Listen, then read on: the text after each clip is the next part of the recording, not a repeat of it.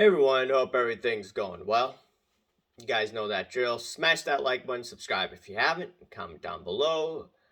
Follow me on Instagram at AIH underscore sports. Follow me on my finance channel at AIH Finance. All right, a few things. I got this. I don't think I showed this on one of my videos, maybe on a live stream, but I got this Luke Kuechly autograph in the mail. And this is quite interesting where, let me just try to get this. I don't know if you could see it. It's a refractor rookie card 2012. I like it. Now, it was hard for me to find his address online. He had moved. And I also saw a message from, this must have been some teenager or college guy. And he kept on saying, "Hey, man, do you know the address? Do you know the address?" I'm like, "I just found it online, man. I don't remember it.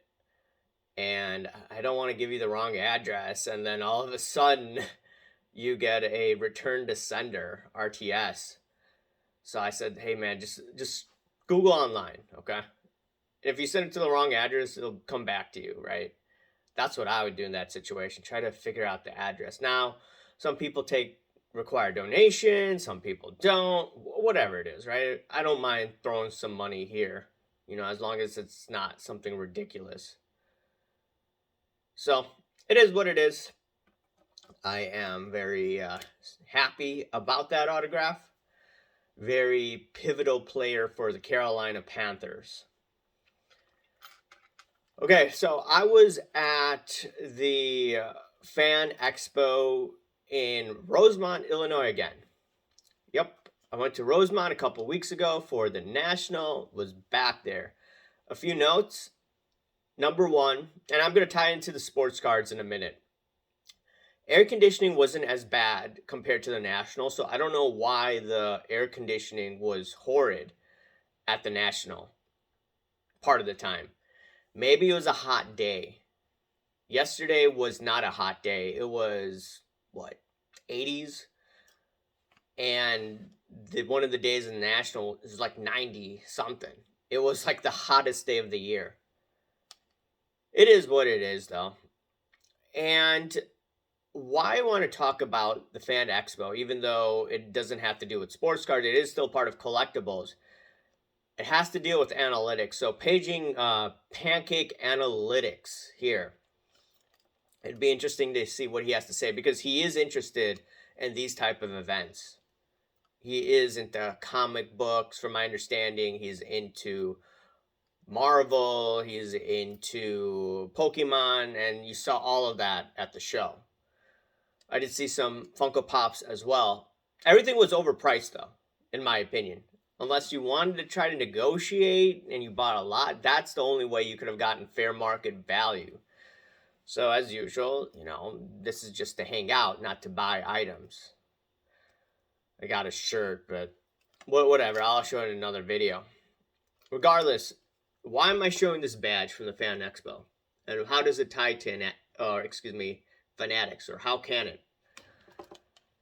We had to get in, we had to basically have this scanned, okay? There wasn't a wristband. At the National, for the sports card convention, you wear a National if you want to leave, if you want to go for lunch, if you want to go outside, if you want to go back to your hotel room, whatever it is, right? They give you a wristband. Over here, every time you leave, you have to be scanned out. So every time you come in, you scan in, and every time you leave, you scan out. This is very interesting. I'm thinking to myself, why would the Fan Expo do this? And on top of it, before you entered in, you have to use a QR code. You have to enter in all your information. You have to enter in, okay, what's your age group? Are you 25 to 34 or 35 to 44, etc.?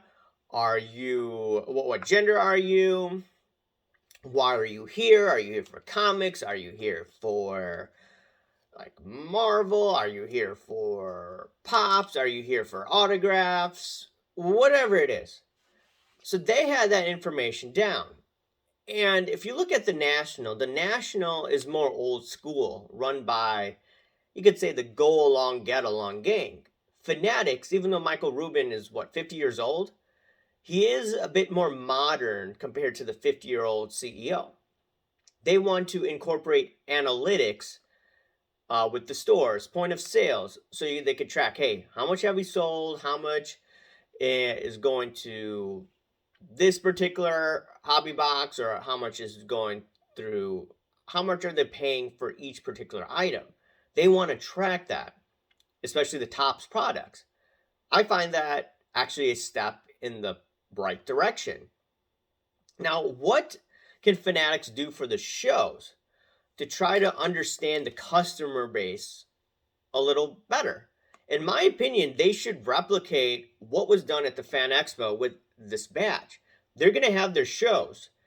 And I think what would be a great idea for them is, hey, before you come in, you need to get this badge, QR code, age. You need to show why you're here. Are you here for modern sports cards? Are you here for vintage sports cards? Are you here for autographs? Are you here for the social scene? And thus, I think this would be a step in the right direction.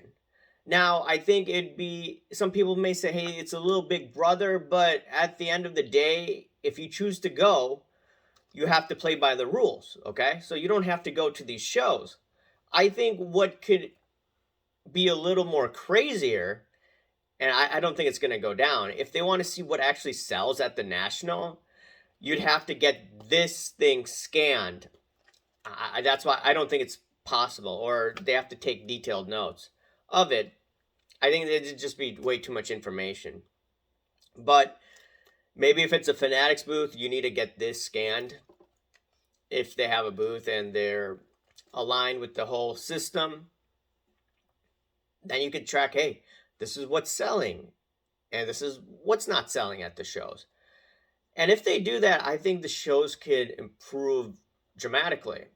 One of the complaints that I heard from some of the people at the National, obviously, is the air conditioning. But two, it looked like a flea market.